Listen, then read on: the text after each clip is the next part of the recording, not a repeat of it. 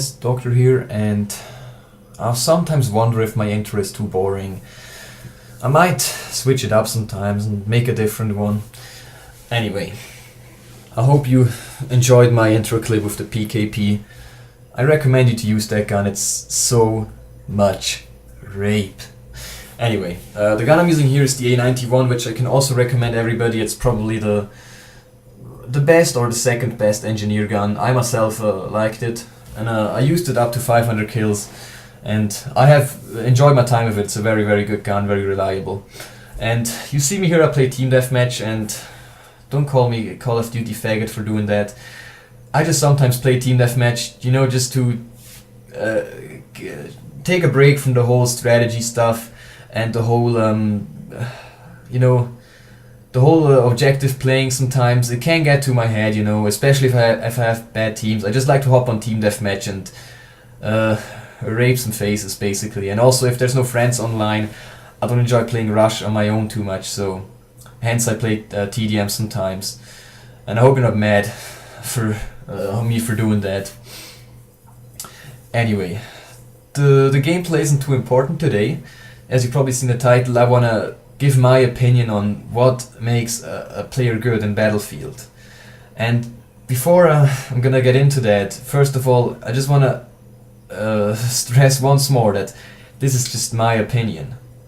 If you disagree on what I say afterwards, feel free to tell me so, write me a comment. I always love reading comments and I love to answer you. If you have a question, just feel free to tell me that. I will be happy to answer your question, as I said. And so, just keep the comments friendly, and as I said, it's just my opinion, and I like to say as I said, I know. So, let's get on topic.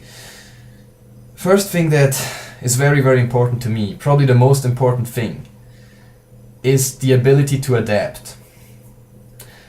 And I know everybody has his favorite class. I see a lot of people that like to play Assault or Engineer. Friends of mine like support too. For example, Warhaven, he loves playing support. This is completely right. You can use, if you have a favorite class that you use 50% out of the time or even more, it is really perfectly okay. However, in Battlefield, there's no solution that works for every map and every game type. And some people think this is wrong, and I see people that just stick to one gun because it's their favorite one, and to me it's not really a good thing if people can't adapt. As let's just for instance say you like to play Recon and your whole team is completely getting raped by the Tunguska on channels, and I see Recons that just refuse to use Engineer to help take out the Tunguska, and it's bugging me, because in Battlefield, as I said, there is no class that is best for every situation, and you can have your favorite class, but as a Battlefield player you need to be able to adapt and to play the role of another class. This doesn't mean you have to do like I do. If you don't know, I want to keep all my classes perfectly even. I play every class just as much as the other. And this is kind of the extreme, and you don't need to do this, of course. I'm just saying that you should be able to play at least 2 or 3 classes. And you don't need to play them, but in case you see our team is getting having some issues doing this or that, or we have no assaults, you can. It's always a good thing to switch your class, and if you have that skill, it only helps your team, and it surely helps you too. I mean, if you know how to adapt to a certain situation, I'm sure it also improves the Battlefield experience you get yourself. So I hope you agree there with me. Maybe you don't. And another very important thing is the ability to play your role. And I see a lot of assaults that just, you know, they don't revive, they don't heal, they only use their noob tubes and just go for KD, you know, which in my opinion shouldn't happen. Of course, it's also the other extreme. I see assaults that revive me out in the open just to die themselves and kill me once more, basically, and that's also not good. So whatever kit you play, you wanna always make sure you use it correctly. Let's say you play support.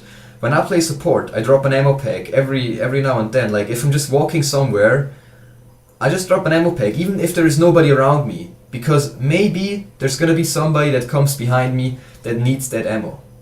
And I've seen supports that have no idea what team play means. I've been playing Rush as recon, and I ran out of ammo, so I walk up to a support and push spam select. I want to tell him give me ammo, and he just doesn't care. I jump around in his face, and some guys just refuse to give me ammo. I don't know why.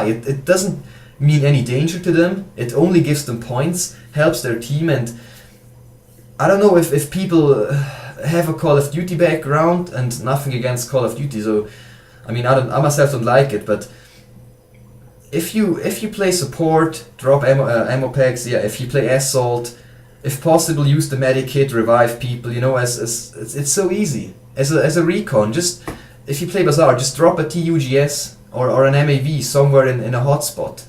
It helps you team out tremendously. Spotting those people, it helps so much, and that to me is more important than having a 30 KD in the end of a match. You know, I'd rather have somebody that knows how to play his role and plays it correctly than somebody that just hoards FAMAS kills and hoards score per minute.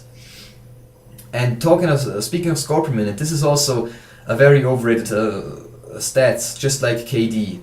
And the reason why I think it's overrated is because people are different, and there is people that like to play aggressive. And if you play aggressive and you have the gunning skills, you will get a higher score per minute. However, I know there is people that don't feel comfortable rushing, and it is perfectly okay. And I see people complain about others that have lower score per minutes on Battle Log, and I don't think it's fair, because if you have a slower pace of gaming, that is completely up to you and not up to your teammates. I mean, if you just snipe in a bush, of course that is not good. But as I said, people have slower paces, and it is perfectly fine if you like to play keep it more slow, or in other cases you can be like Noob Shooter and freaking have a 900 score per minute just because you're insane. I mean, kudos to Noob Shooter. You know, he's a friend of mine and he has 900 score per minute, which is crazy. And I see so many people that just hoard assault, and he actually deserves that score per minute, because with Noob Shooter you can always rely on him arming crates and helping you as your teammate, and that is to me more important than your actual score per minute. And same goes for KD. I mean, KD can be a little more important if you play a Rush Attackers, for example, or if you're having a hard time winning a Conquest match. You want to be sure you don't waste too much tickets, and I've seen people on Rush that played 1 and 15. Like, I mean, if it goes to that extreme, it's not good anymore. If you have a 0.8 KD, well, nothing wrong with that, you know. However, in the end, you should still try to die less than you kill people. And if you play a role, of course, it doesn't matter too much. But especially in a game modes that feature tickets, it is of course advisable to watch your to step up your I don't know, how should I say that, to make sure you don't lose too many tickets for your team, and just don't constantly rush in there and try taking it out. And one thing that helps me there is that if I realize I'm doing bad, I always just switch up my class, and I would recommend everybody do that. If you feel that you're doing bad, it is always a good choice to just switch up your class, play something different. At least to me, it helped me a lot. Maybe that's the same for you. I sometimes just feel that as soon as I switch my class, I'm suddenly doing well again, and that's one thing I can recommend you. So, as of for KD and score per minute, it is really just up to a player's reflexes and pace, you know, the kind of way he likes to play, and it's not by far not as important as helping your team and adapting to situations, you know, switching your classes if necessary.